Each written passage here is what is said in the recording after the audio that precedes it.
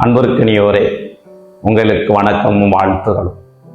1981 ஆண்டு மே மாதம் 13ஆம் நாள் நம்முடைய திரு அவையினுடைய வரலாற்றிலே ஒரு கருப்பு நாள் என்றுதான் சொல்ல வேண்டும். ஏனெனில் அந்த நாளிலே தான் நம்முடைய முன்னாள் திருத்தந்தை 2ஆம் ஜான் பால் அவர்களை முகமது அலி அக்கா என்பவன் துப்பாக்கியால் சுட்டுக் கொள்ள முயன்றான்.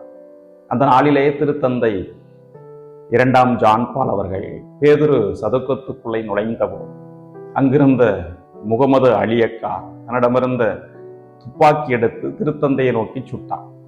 4 முறை சுட்டான். ஆனால் முதல் குண்டு அமெரிக்காவை சேர்ந்த ஆன் ஓத்ரே என்ற பெண்மணியின் மீது, 2வது குண்டு ஜமைக்காவை சேர்ந்த ரோஸ் கில் என்ற பெண்மணியின் மீதும், 3வது மற்றும் 4வது குண்டுகள் திருத்தந்தையினுடைய மார்பிலும் அவருடைய இடது கையிலும் பாய்ந்தன. அப்போது திருத்தந்தை அவர்கள் அம்மா அம்மா மரியே என்று சொல்லி தன்னுடைய உதவியாளருடைய தோள் மீது சாய்ந்தார். இதன் பிறகு அவர் மருத்துவமனைக்கு கொண்டு செல்லப்பட்டார். மருத்துவமனையில் அவருக்கு சிகிச்சை அளிக்கப்பட்டது. அவர் 3 மாத கால இடைவெளிக்கு பிறகு பத்திரமாக திரும்பி வந்தார். அவர் வெளியே வந்ததும் செய்த முதல் செயல் தன்னை துப்பாக்கியால் சுட்டுக்கொள்ள முயன்ற இளைஞனை சந்தித்து அவனை மனதார மன்னித்ததுதான்.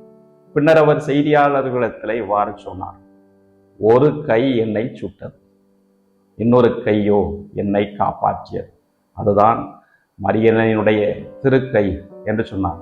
இதன் பிறகு அவர் போர்ச்சுகல் நாட்டில் இருக்கக்கூடிய பாத்திமா நகருக்கு சென்று அங்கிருக்கக்கூடிய அன்னையினுடைய திருவுருவத்தில் கிரீடத்திலே தன் மீது பாய்ந்த 2 குண்டுகளை வைத்தார். காரணம், இந்த அன்னைதான் என்னை காப்பாற்றினார் என்று சொன்னார். அதை கேட்டுவிட்டு உலகமே வியந்து போனது. அன்பார்ந்தவர்கள், இந்த நிகழ்வு மரியன்னை மீது நம்பிக்கை வைக்கக்கூடிய ஒருவரை மரியன்னை எல்லா விதமான ஆபத்துகளிலிருந்து காப்பாற்றுவார். இதுதான் நாம் புரிந்து கொள்ள வேண்டிய செய்தி. நமது முன்னாள் திருத்தந்தை பிரான்சிஸ் அவர்கள் மரியன்னையை பற்றி ஒரு செய்தியை சொல்வார். மரியன்னை நாம் எப்படி இயேசுவை அன்பு செய்ய வேண்டும், எப்படி அவரிடத்திலே சரணடைய வேண்டும், எப்படி நாம் அவரிடத்திலே பற்றுக்கொண்டு வாழ வேண்டும் என்பதை கற்றுத்தருகிறார் என்கிறார்.